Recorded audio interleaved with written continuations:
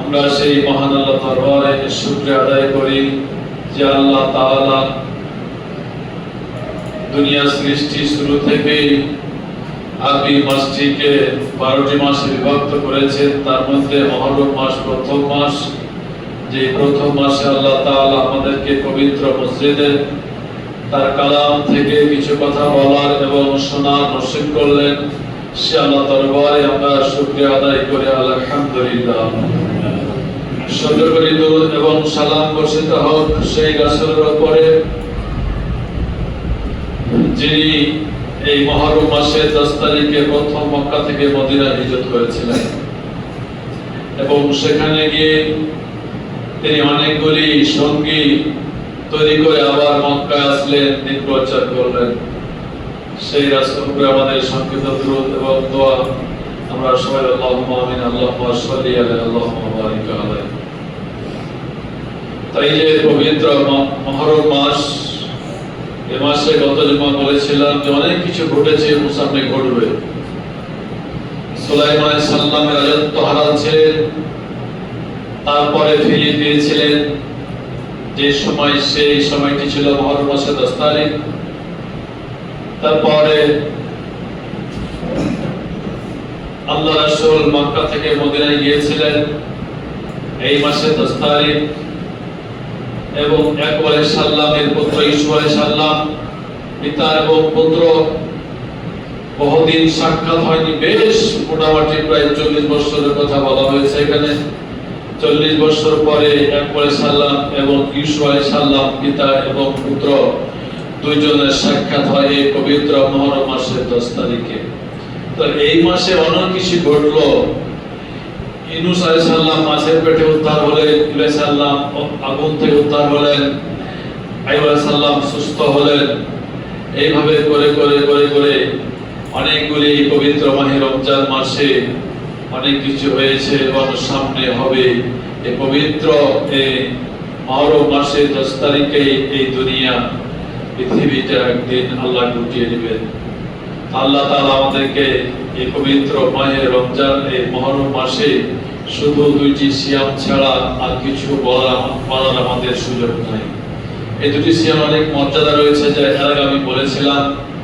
তাছাড়া আমরা অনেকে আবেগে বশীভূত হয়ে এই মুহররম মাসে অনেক কিছু করে ফেলি, যা করা আমাদের জন্য নিষেধ, করা আমাদের চলবে না। যেগুলি শিরক হয়ে যায়, যেগুলি তওবা ছাড়া ক্ষমা হবে না। যদি শিরকের পাপ নিয়ে কেউ কিয়ামতের মাঠে ওঠে, তাহলে সমস্ত পাপ আল্লাহ দয়া করে ক্ষমা করতে পারেন, কিন্তু শিরকের গুনাহ মাফ হবে না। তো শিরকের গুনাহ মাফ হতে গেলে মরার আগেই তওবা করতে হবে।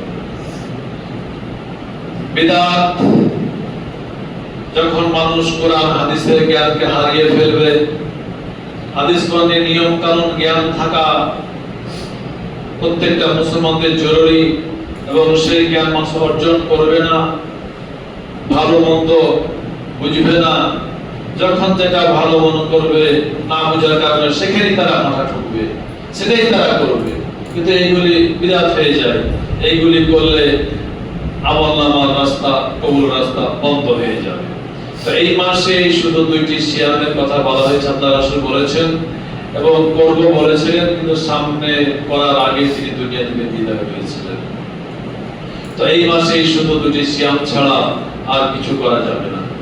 তো দেখেন, আল্লাহ রাসূল শেষ মুহূর্তে বলেছিলেন যে আমি চলে যাব, দুনিয়া থেকে চলে যাওয়ার পর 1000 কিংবা 1500 বছর পরে এমন অবস্থা হবে যে মানুষের বাড়িতে বাড়িতে মসজিদের তাকে কোরআন থাকবে, কিন্তু মুসলমানদের ভিতরে, মানুষের ভিতরে কোরআনের মহব্বত থাকবে না। মহব্বত থাকবে না মানে কোরআন বলে দিয়েছে কোনটা হালাল এবং কোনটা হারাম, হালাল এবং হারাম পার্থক্য করে দিয়েছেন, কিন্তু মানুষ হালাল এবং হারামকে তোয়াক্কা করবে না। মানুষ অবাধে চলাফেরা করবে, মানুষ সুদ খাবে, ঘুষ খাবে, মিথ্যা কথা বলবে, মানুষকে ভুল ধরিয়ে দিলে সেটা মানুষ বুঝবে না, সেদিকে মানুষ কর্ণপাত করবে না। তো আল্লাহ রাসূল বলে গেলেন যে আমি চলে যাওয়ার পরে হাজার দেড় হাজার বছর পরে মানুষের ঘরে ঘরে কোরআন শরীফ থাকবে, মসজিদ থাকবে, কিন্তু কোরআনের মহব্বত মানুষের অন্তর থেকে চলে যাবে।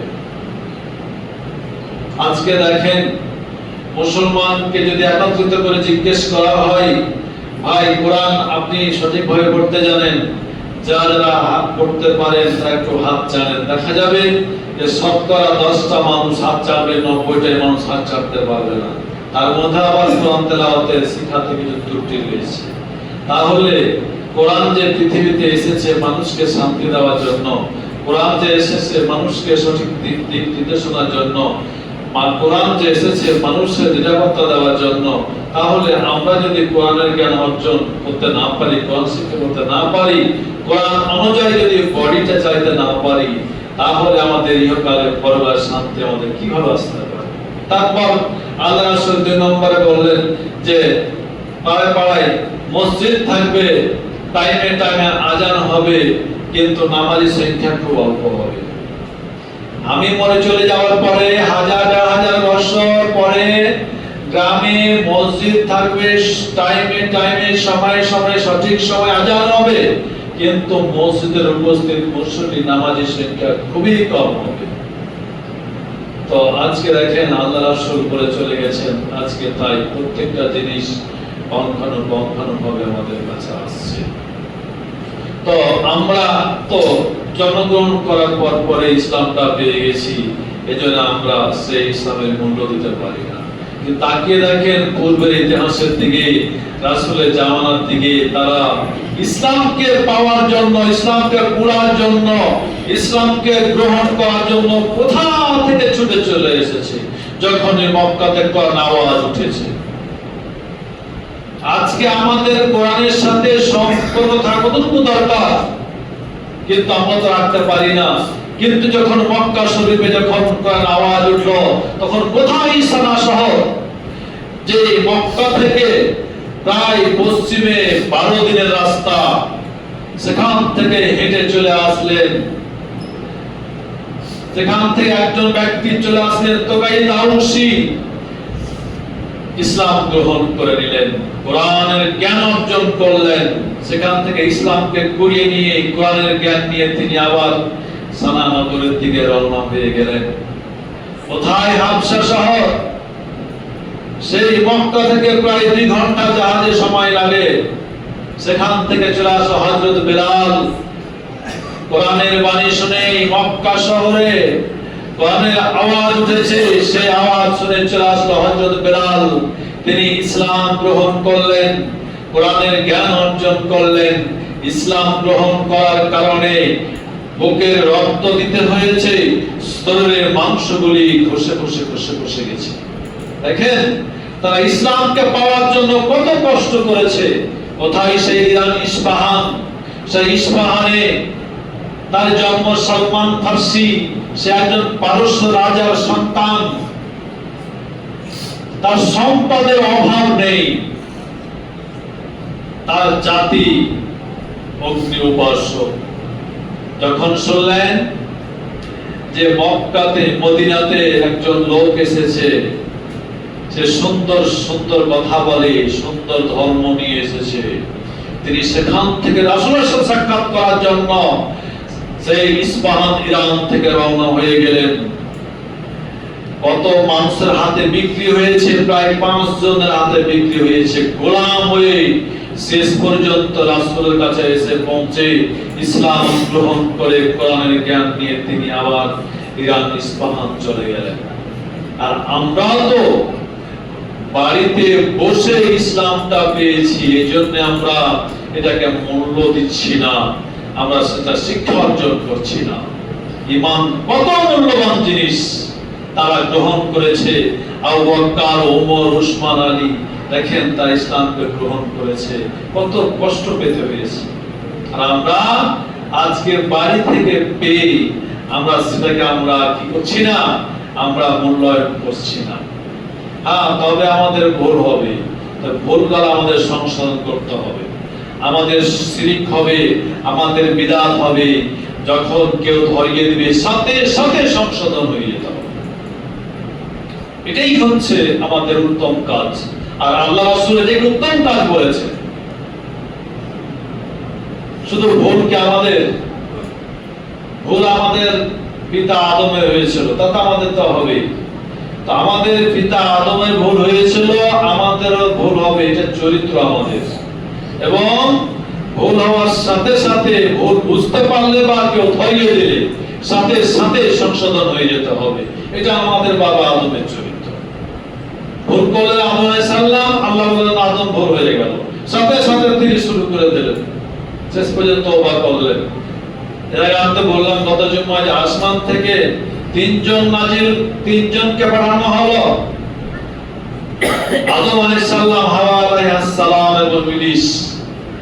দুইজনকে যখন পাপ ভুল ধরিয়ে দিল, সাথে সাথে সারিন্ডার, আল্লাহ মাফ করো, না হলে আমি শেষ হয়ে যাব, জাহান্নামী হয়ে যাব, ধ্বংস হয়ে যাব, পুড়ে ছাই হয়ে যাব। আল্লাহ তুমি ক্ষমা করো। এই ক্ষমা চাইতে চাইতে এক পর্যায়ে ক্ষমা হয়েছিল, কিন্তু ইবলিস অহংকারে বশীভূত হয়ে, জেদে বশীভূত হয়ে সে ফিরে আসেনি, তওবা করেনি। এজন্যই সে আজ অভিশপ্ত হয়ে গেছে এবং তার কাছ থেকে আশ্রয় চাওয়া হয়েছে যে তোমরা পৃথিবীতে কেউ ইবলিস শয়তানের মতো বেপরোয়া হয়ে যেও না, জেদে বশীভূত হয়ে যেও না, না হলে তোমরা ধ্বংস হয়ে যাবে। এজন্য আমরা প্রত্যেকটা কাজে, কোরআন তেলাওয়াতে, নামাজের শুরুতে আমরা আউযু বিল্লাহি মিনাশ শাইতানির রাজিম পড়ি। কারণ শয়তান কঠিন জেদি ব্যক্তি, সে জেদের কারণে জাহান্নাম। দেখেন, লোহাতে মোচা ধরলে আগুনে পুড়িয়ে পিটানি দেওয়ার পর সে পরিষ্কার হয়ে যায়। স্বর্ণে খাদ বের করতে হলে আগুনে দিয়ে বের করতে হয়। আর মানুষের মরার আগে পাপ থেকে ফিরে আসতে হলে, পাপ থেকে পবিত্রতা অর্জন হলে, পরিষ্কার হতে হলে আমাদের কাজ হচ্ছে তওবা করা। তওবা করলে আমাদের পাপ দেহ থেকে চলে যাবে, আগুনে পুড়ালে লোহার মোচা চলে যাবে, আগুনে দিলে স্বর্ণের খাদ চলে যাবে। তবে আমাদের তওবা করতে হবে, পাপ করার সাথে সাথে তওবা করতে হবে। এখন কি শুধু ভুলটা আমাদের, ভুল নবীরাও করেছে, ভুল নবীরাও করেছে। নূহ সাল্লাম ভুল করলেন কেমন? 950 বছর ধরে তিনি দাওয়াত দেন, ইসলামের দিনে দাওয়াত শুরু করলেন, কিন্তু নিজের সন্তান দাওয়াত কবুল করল না। মাত্র কয়েকজন ব্যতীত, আবার কেউ তো বলেন একটাও নয়, তিনি দাওয়াত গ্রহণ করল না। আবার কোথাও কোথাও পাওয়া যায় না কেউ ইসলাম গ্রহণ করেছিল। আল্লাহর পক্ষ থেকে শুরু হয়ে গেল প্লাবন, একবারে প্লাবন, সব ডুবে শেষ। নৌকায় নূহ সাল্লাম সমুদ্রে উঠে গেলেন, সন্তান সামনে বলছে বাবা আমি মরে গেলাম, খাও। তখন বলছে বাবা চলে আসো, নৌকায় আসো। আল্লাহ বললেন নূহ ভুল হয়ে গেল, হে আমার নূহ তুমি আমার পয়গম্বর, তোমার সন্তানের জন্যই তুমি, পরিচর্য সন্তানের জন্যই তুমি নৌকা উঠিয়ে নেবে। তোমার সন্তান কিভাবে হতে পারে যে সন্তান তোমাকে তোয়াক্কা করে না, তোমার দ্বীনকে গ্রহণ করে না, তোমার কথা শুনে না, এমন বেপরোয়া সন্তানকে কিভাবে তুমি এখন পরিচয় দাও? তোমার দ্বীনও গ্রহণ করে না, তোমার কথা শুনে না, তোমাকে অমান্য করে, তাহলে তোমার সন্তানকে তুমি কিভাবে তুমি সন্তান পরিচয় দাও? খবর দাও। আল্লাহ বলেন আল্লাহ আমার ভুল হয়ে গেছে, আল্লাহ মাফ করে দাও। নূহ সাল্লামের সাথে সাথে আল্লাহর কাছে ইস্তেগফার করে ক্ষমা চাইলেন, আল্লাহ ক্ষমা করেছিলেন। এবার দেখেন দাউদ আলাইহিস সালামের কাছে দুইজন ব্যক্তি আসলো বিচারের জন্য, দুই ভাই। এক ভাইয়ের 99টি ছাগল, আর এক ভাইয়ের একটি ছাগল। এক ভাই এসে বলছে হুজুর আপনি দেশের বাদশা, আপনি দেশের বাদশা, এই যে আমার ভাই এর 99টা ছাগল, আমার একটাই ছাগল, সেই ছাগলটা কেড়ে নিয়ে 100টা বানাতে চাই, আপনি দয়া করে আমার ভাইয়ের বিচারটা করে দেন। এবারে দাউদ আলাইহিস সালাম বিচার করলেন, ধমক দিলেন, কেন তুমি কাজ করতে, তোমার ভাই ছাগল তো একটা। আল্লাহর পক্ষ থেকে সঙ্গে সঙ্গে ওহী চলে আসলো, দাউদ তোমার তো ভুল হয়ে গেল, দুইজন তোমার কাছে বিচার প্রার্থী হয়েছে, তুমি একজনের কথা শুনে বিচার ফাইসালা করে দিয়েছো, এটা তোমার উচিত নয়। দুইজনের মুখের কথা শুনতে হতো, তারপরে বুঝে সুঝে তোমাকে ফাইসালা দিতে হতো, কিন্তু তুমি দুইজনের কথা শুনোনি, একজনের কথা শুনে তুমি বিচার করে দিলে, এটা তোমার উচিত হলো না। তুমি আমার পয়গম্বর হয়ে এই কাজটা তোমার জন্য শোভনীয় নয়। এই যে নবীরা ভুল করলো, সংশোধন হলো, এখান থেকে আমাদেরকে শিক্ষা নিতে হবে। যতই অনুরোধ করে কামনা করে কেঁদে বলুক না কেন, যদি কারোর বিরুদ্ধে অভিযোগ হয় তাহলে উভয়ের মুখে কথা শুনতে হবে। মানুষকে শাস্তি দিতে হলে, বিচার করতে হলে উভয়ের মুখে কথা ছড়া, জবানবন্দি শোনা ছাড়া বিচার করা যাবে না। দাউদ সাল্লাম একজনের কথা শুনে বিচার করেছিলেন, এই জন্য আল্লাহর পক্ষ থেকে ওহী চলে আসলো যে হে দাউদ তোমার ভুল হয়ে গেল, সাথে সাথে তওবা করে আল্লাহর কাছে ক্ষমা চাইলেন। তাই এখান থেকে প্রমাণ হলো আমাদের যদি ভুল হয়, নামাজে বলেন আর বিয়েতে বলেন আর যেখানে হোক না কেন, যদি ভুলটা ধরিয়ে দেওয়া হয় সাথে সাথেই আমাদেরকে ফিরে আসতে হবে। এটাই হচ্ছে আমরা আদম নবীর পরিবার, আদম নবীর সন্তান, আদম নবীর বংশধর। আমরা যেমন তেমন পরিবারের লোক নই, আমরা যেমন তেমন বংশের আমরা মানুষ নই, আমরা নবী বংশের লোক, আদম আলাইহিস সালামের বংশের লোক। ওনাকে জান্নাতে সৃষ্টি করা হয়েছে, জান্নাতে ওনার সম্পদ, জান্নাত ওনার। তাহলে আমরাও যদি সেই নবীর মতো করে চলতে পারি এবং যদি ভুল হয় যদি সংশোধন করে দিতে পারি, তাহলে আমরা ওয়ারিস হিসাবে, ভাগীদার হিসাবে আমরাও জান্নাতি হব। তাহলে আমাদের উচিত হবে যদি কোনো জিনিস ভুল হয়, ভুল হওয়ার সাথে সাথে যদি বলা হয় বা এই যে আপনার শিরক হয়ে গেল, এবার এখানে আপনার বিদআত হয়ে গেল, সাথে সাথে ফিরে আসতে হবে। আর যদি বলছেন না তোমার মতন কত মৌলবি দেখলাম, এখানে ঢাকাতে নামাজ পড়লাম, চট্টগ্রাম মসজিদে নামাজ পড়লাম, তারা এইভাবে নামাজ পড়ছে, এইভাবে করছে, তুমি তো ছোট্ট একটা কালপুর মসজিদের ইমাম। যদি দলিল দিয়ে প্রমাণ করে দিতে পারে সাথে সাথে ফিরে আসতে হবে, তওবা করতে হবে, তাহলে আপনাদের গুনাহ মাফ হয়ে যাবে। কিন্তু আমরা তো পারি না, এটা বাধ্যতা করে এসেছে। আপনি নতুন ভাবে বলছেন মানে দেখেন তো সারা বাংলাদেশে 12 আনা আলেমদের কায়দা করছে, আমরা কোনটা বেশি মানব? বেশি তো ওইদিকে না, বেশির দিকে আসল ফাইসালা হয় না। দলিলটা হলো আমাদের আসল জিনিস। আমাদের সঠিক দলিল দিয়ে যে আলেম কথা বলবে, দলিল দিয়ে যে আমাদের দেহের সবকে সংশোধন করে দেবে, আমাদের সাথে সাথে ফিরে আসতে হবে। এটাই হচ্ছে আমরা আদমের সন্তান, আদম সন্তানের চরিত্র হচ্ছে এটাই আমাদের। জেদ করা যাবে না, একঘেয়েমি করা যাবে না। একঘেয়েমি করা যে শয়তানের কাজ। এজন্য শয়তান হয়ে আছে। 3 জন আল্লাহ অপরাধীকে পৃথিবীতে পাঠালেন, 3টাই সমান অপরাধী,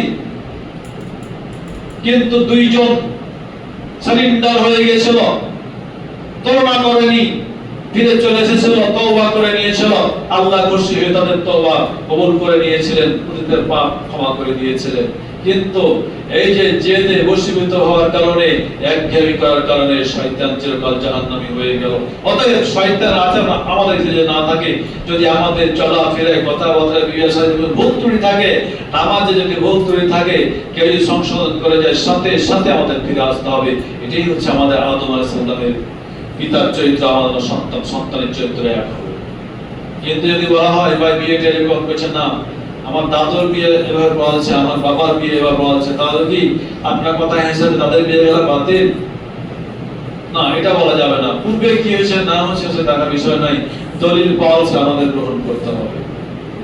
সুলাইমান আলাইহিস সালাম তিনি একটা দিন বিকালবেলা তিনি নিয়ত করলেন এবং বলছেন, মুখে বলছেন, আজকে রাত্রিতে আমার আল্লাহ 100টি স্ত্রী দিয়েছেন, আজকে রাতে আমি সুলাইমান আলাইহিস সালাম আমি 100টা স্ত্রীর গৃহে প্রবেশ করব। আমি 100টা স্ত্রীর গৃহে প্রবেশ করব এবং প্রত্যেকটা স্ত্রীর গর্ভে একটা করে সন্তান হবে। তাহলে 100টা স্ত্রীর গর্ভে 100টা সন্তান হবে। 8 থেকে 9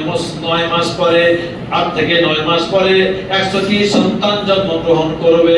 এই 100টি সন্তানকে লালন পালন করে শিক্ষা দিয়ে আমি দিনের মুজাহিদ বানাবো। এই সুলাইমান এই কথা বলল যে আমি আজকে রাতে 100টা স্ত্রীর ঘরে গমন করব, 100টা সন্তান হবে 8-9 মাস পরে, আর এই 100টা সন্তানকে আল্লাহর দ্বীনের মুজাহিদ বানাবো, তারা জিহাদ করবে ইসলামের পথে। দেখা গেল 8 থেকে 9 মাস পরে 99টা স্ত্রীর গর্ভে কিছুই হলো না, একটা স্ত্রীর গর্ভে একটা ছেলে সন্তান হলো, তাও ফের মেরুদণ্ড নাই, শক্তি নাই, কিছু নাই। আফসোস করছে সাল্লাম, কি হলো? আল্লাহ বলছেন, সুলাইমান তুমি আমার পয়গম্বর, তোমার দ্বারা এত বড় ভুল কেন হলো যে তুমি ভবিষ্যতে তোমার স্ত্রীর 100টি স্ত্রীর কাছ থেকে 100টি সন্তান মুজাহিদ কামনা করেছিলে, কিন্তু তুমি তার পূর্বে একটা কথা বলা উচিত ছিল যে ইনশাআল্লাহ শব্দটি তোমাদের বলা উচিত ছিল। এই ভুলটা তোমার কেন হলো? প্রত্যেকটা মুসলমানের ভবিষ্যতে কোনো কাজ করতে হলে ইনশাআল্লাহ বলা লাগবে। যদি ইনশাআল্লাহ না বলে কোনো কাজ করব মনে করেন, আর যদি সে কাজ করার আগে মরে যান কিংবা কোনো কারণ পছন্দ করে না হয়, তাহলে কিয়ামতের ময়দানে আপনাকে মুনাফিকের কাতারে দাঁড় করানো হবে। আমাদের খেলাফ হয়ে গেল। তো আল্লাহ বাদে যত গালা পৃথিবীতে নবী বলেন আর মানুষ বলেন, ভবিষ্যতে যদি কোনো কাজ করার নিয়ত করতে হয়, তাহলে কাজটার পূর্বে আমাদেরকে ইনশাআল্লাহ এই শব্দ দুটি আমাদের ব্যবহার করতে হবে। তাহলে আমরা তো এটা কিছু দরকার করি না, ভাবা যাবে না, হ্যাঁ চলেন আজকে বিকেলে যাবো, মিষ্টি খাবো, তার আগে যদি আপনি অসুস্থ হয়ে যান, যদি মারা যান, তাহলে তো মুনাফিক মারা যাবে। তাহলে ভবিষ্যতে কোনো কাজ করতে হলে আমাদের সে কাজের পূর্বে ইনশাআল্লাহ এই শব্দটা আমাদের ব্যবহার করতে হবে। তারপর যদি করতে না পারি তাহলে আমরা মুক্ত। মানে আল্লাহ যদি করায় তাহলে করব, আল্লাহ যদি নিয়ে যায় তাহলে আমরা যাব, এই কথা বললেন। আপনি যদি গেলেন না, তার মানে আল্লাহ আপনাকে নিয়ে গেলেন, আপনি মুক্ত হয়ে গেলেন। তো সুলাইমান আলাইহিস সালাম এই ভুলটা করেছিলেন, এই জন্য আল্লাহ বলছেন, সুলাইমান তোমার তো ভুল হয়ে গেল। ভুল হওয়ার কারণে আল্লাহ এই কাজটা করেছিলেন। দেখো তুমি কত পারো, 99টা স্ত্রীর গর্ভে সন্তান আসলো না, আর একটা স্ত্রীর গর্ভে সন্তান আসলো, তো প্রতিবন্ধী, সেটা মুজাহিদ হতে পারবে না। তো আল্লাহ বললেন, সুলাইমান তোমার ভুল হয়ে গেল। সাথে সাথে তিনি তওবা করে আল্লাহর কাছে, আল্লাহ এই ভুল আর আমার হবে না, এই ভুল আমাকে আর করেও না, আল্লাহ আমাকে মাফ করে দাও। তাহলে আমাদের এখান থেকে শিক্ষা নিতে হবে, পৃথিবীতে শিরক বিদআতে ভরে গেছে। বিভিন্ন মাসকে কেন্দ্র করে, বিভিন্ন বার্ষিকীকে কেন্দ্র করে পৃথিবীতে আজকে মুসলমানদের মধ্যে ছড়াছড়ি শুরু হয়ে গেছে, বহুদিন থেকে হয়ে গেছে। আজকে যদি মানুষকে বোঝানো হয় যে দেখেন আবু বকর, ওমর, উসমান, যে সমস্ত লোকগুলি জান্নাতি, রাসূল নিজেই ঘোষণা করেছেন, ওনাদের মৃত্যু বার্ষিকী, জন্মবার্ষিকী পালন করা হয় না, ওদের শহীদ মিনারে ফুল দেওয়া হয় না, শ্রেষ্ঠ নবী যার চেয়ে পৃথিবীতে আর কোনো দামি মানুষ নেই, তার কবরে কোনো পূজা দেওয়া হয় না, ফুল দেওয়া হয় না, সম্মান করা হয় না, ওনার মৃত্যু বার্ষিকী পালন করা হয় না, জন্মবার্ষিকী পালন করা হয় না, তাহলে এগুলো ঠিক নয়, এগুলি করা চলবে না। ওনাকে বুঝিয়ে পাওয়া যাচ্ছে না। তার মানে কি, এরা যে রশিদে হয়ে একঘেয়েমি করছে, এদের পরিণাম ভালো নয়, এদেরকে জাহান্নাম যেতে হবে। অতএব আল্লাহ রাসূল যে বলেছিলেন যে আমি যখন চলে যাব, আমি চলে যাওয়ার পরে 1000 কিংবা 1000 বছর পরে আমার প্রত্যেকটা ঘরে ঘরে কোরআন থাকবে, কিন্তু কোরআনের মহব্বত থাকবে না, মানে কোরআনকে তারা মানবে না, কোরআনের কথা শুনবে না, কোরআন কোনটা করা চলবে কোনটা করা চলবে না, কোনটা হালাল কোনটা হারাম বলে দিয়েছে, কিন্তু তর্ক করবে না, তারা মন মতন খাবে, মন মতন চলবে, কিছুই মনে করবে না, তওবা জিনিস বুঝবে না। এরা জেদে বশীভূত হয়ে বিভিন্ন সমাজের বাপদাদা কিন্তু আলেমানা অজুহাত দিয়ে পার হয়ে চলে যাবে, এদের পরিণাম ভালো হবে না। অতএব যদি আমাদের ভুল হয়, সাথে সাথে আমাদের সেখান থেকে ফিরে আসতে হবে। মুসা সাহেব একদিন চলে যাচ্ছে, তো রাস্তায় দেখছে দুইজন লড়ালড়ি করছে। তো বনী ইসরাইলের বংশের একটা লোক আর একটা হচ্ছে কিপ্তি অর্থাৎ ফেরাউনের বংশের লোক।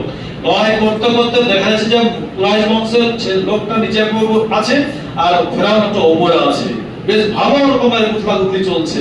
এই অবস্থায় যে ফেরাউনের লোকটাকে ধরলো, মুসাদের মারলে খুশি, তাকে তুলে থেকে বিদায় করে দিল। আল্লাহ বলছে মুসা এটা ভুল হয়ে গেল, ছুটিয়ে সংস্থা করে দিতে ভুল হয়ে গেল, মাত্র অপরাধ হয়ে গেল, সাথে সাথে তিনি তোবা করলেন। তো দেখেন, তাহলে এই মানুষ জেদে বশীভূত হওয়ার কারণে, আল্লাহকে না মানার কারণে মানুষের যুগে যুগে কালে কালে গজব নাজিল হয়েছে। তাহলে সাল্লাল্লাহু বললেন তোমরা এই জুম্মার দিনে মাছ মারতে পারবে না। তাই বলেছিলাম, একদল মারলো, একদল দেখিয়ে দিল, একদল নিরাপত্তা পালন করলো, তিন দলই বানরে পরিণত হয়ে গেল। আল্লাহ গজব নাজিল করেছে। কেন? এরা জেদে বসে বসে কাজটা করেছে, একঘেয়েমি করেছে, এরা ভুলকে সংশোধন করেনি। তারপরে দুই জাতির উপরে মানওয়া সাল্লাহ নাজিল হয়েছিল, মুসা এবং ঈসা আলাইহিস সালাম। ঈসা আলাইহিস সালাম যখন তার কওমকে তিনি দাওয়াত দেয়, তার কওম বলছে, নবী পয়গম্বর ঈসা, তুমি যদি আসমান থেকে আমাদের জন্য খাদ্যের ব্যবস্থা করতে পারো তবে তোমার দিন গ্রহণ করব, না হলে তোমার দিন গ্রহণ করব না। এটা মুসা নবীর উপর দিয়েছে, ঈসা নবীর কথা বলছে। এবার ঈসা সাল্লাম বলছে, ইয়া রাব্বাল আলামিন, আমার কওমকে দিনের দাওয়াত দিই, তারা দিন গ্রহণ করতে চায় না। তারা যা আমার প্রতি দাবি করলো, শর্ত জুড়ে দিল, যদি আমরা দিন গ্রহণ করি তাহলে আসমান থেকে আমাদেরকে খাওয়ার ব্যবস্থা আল্লাহর কাছ থেকে করে দিতে হবে। আল্লাহর কাছে ঈসা সাল্লাম দোয়া করলেন, আল্লাহ খাদ্যের জন্য সুসংবাদ দিয়ে দিলেন। তবে আল্লাহ বললেন, ঈসা, তোমার উম্মত যে তোমার সাথে শর্ত জুড়ে দিয়েছে যে আমরা ইসলাম গ্রহণ করব, আপনি ঈসা নবীর দিন গ্রহণ করব, ঈসা আল্লাহকে আল্লাহ বলে মেনে নেব, তবে তার পূর্বে শর্ত হচ্ছে আমাদেরকে আসমান থেকে খাবার দিতে হবে। তাহলে আমরা সেই বাজার গিয়ে বড় করব, খাবো আর গল্প করব, কাজ কাম করব না, আর শুধু ঈসা আল্লাহকে ডাকবো। আল্লাহ বলছেন, ঠিক আছে, আমি মেনে নিলাম। ঈসা, তোমার উম্মতেরা যে তোমার প্রতি দাবি করেছে যে আমি যদি আমাদেরকে যদি ঈসা আল্লাহর কাছ থেকে খাওয়ার ব্যবস্থা করে দেব তাহলে আমরা তোমার দিন গ্রহণ করব। আল্লাহ বলছেন, ঠিক আছে, আমি মেনে নিলাম, তবে আমার শর্ত, ঈসা, তোমার উম্মত যেমন তোমার সাথে শর্ত জুড়ে দিয়েছে, আমিও শর্ত জুড়ে দিলাম। ঈসা সাল্লামের উম্মতরা বলছে যে হে ঈসা, তোমাদের গ্রহণ করব, কিন্তু আসমান থেকে আমাদের খাওয়ার ব্যবস্থা করতে হবে, তাহলে দিন গ্রহণ করব। আল্লাহ বলেন, ঠিক আছে, আমি গ্রহণ করে নিলাম, কিন্তু শর্ত হচ্ছে আমি আসমান থেকে খাবার দিব, কিন্তু যখন খাবার আসবে তখন কেউ ওখান থেকে শেষ এক প্লেট বাইরে যেতে পারবে না, ভবিষ্যতের জন্য জমা রাখতে পারবে না। যদি এই শর্ত আমি আল্লাহর মানতে পারো তাহলে আমি আসমান থেকে খাবার দিব। হয়ে গেল, শর্ত মেনে নিলাম, আসমান থেকে খাবার শুরু হয়ে গেল। বেশ চলতে চলতে এক পর্যায়ে দেখা গেল যে কিছু মানুষের ভিতরে শয়তান অসহসা দিয়ে দিল, এই খাবার আসমান থেকে আসছে, বাই চান্স না আসতে পারে তখন বিপদ, জামাই কামা আসতে অসুবিধা হবে, শ্বশুর ভাগে আসতে অসুবিধা হবে, তো খাবার বলে কিছু জমা করে রাখো। তখন করবো কি, প্লেটে করে চাদরে থেকে বাড়িতে জমা করতে লাগলো। আল্লাহ বলছে, তো অন্যায় হয়ে গেল, তারা ফিরে আসলো না। আল্লাহ বললেন, তোমরা পাশুকুরার বানর হয়ে যাও। দাউদ আলাইহিস সালামের কওমেরা মাছ মারার কারণে শুধু বানর হয়েছিল, আর ঈসা আলাইহিস সালামের কওমেরা তারা শর্ত ভঙ্গ করার কারণে কাউকে বানর, কাউকে শুকুরে পরিণত করে দেওয়া হয়েছিল। আর ভুল করেছো, খাদ্য নিয়ে গেছে, তওবা করে ফিরে আসো, না হলে আমার সাথে যে গাদ্দারি করবে আমার হাত থেকে কেউ রেহাই পাবে না। হবে, তবে আমাদের ভুল হতে পারে, এটা স্বাভাবিক, ভুল হওয়াটা বড় বিষয় নয়, সাথে সাথে আমাদেরকে সেখান থেকে ফিরে আসতে হবে। আমি গত জুমা বলেছিলাম, তো যাই হোক, একজন ভাই 500 টাকা দিয়েছে আল্লাহ,